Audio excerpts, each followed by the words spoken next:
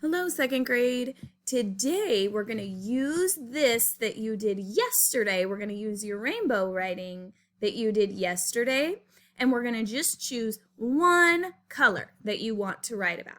Just choose one that's your favorite. And then we are going to do the sheet that looks like this. You have this in your Schoology. You have this is on one page and this is on another page. Do this, take a screenshot, and do this in Seesaw, okay? So here's your sample. They picked the color brown. So then they wrote brown is the color of, and then they wrote what it's the color of. It's the color of trees growing roots. The color of brownies, dirt, and cowboy boots. Roots and boots rhyme, so you're going to have to be thinking about some of the things that you can maybe rhyme with.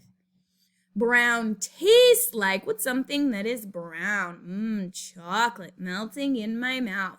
So think of something you can eat that is your color and what it tastes like.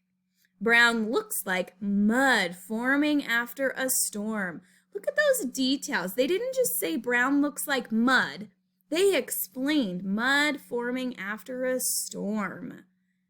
Brown feels like, what's something that is brown that you can feel? Dead leaves. Oh, but they didn't stop there. Crunching under my feet. Look how you can picture what they're saying. I can picture it in my head. I can almost hear it. Brown sounds like, oh, what can we hear that's something that's brown? A bear roaring in the woods.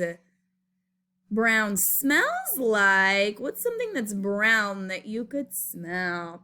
Brownies.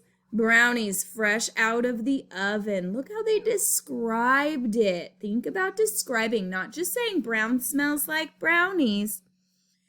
And then we're going to repeat what we said at the top. It's the exact same thing as the top two lines. Brown is the color of trees growing roots, the color of brownies, dirt, and cowboy boots.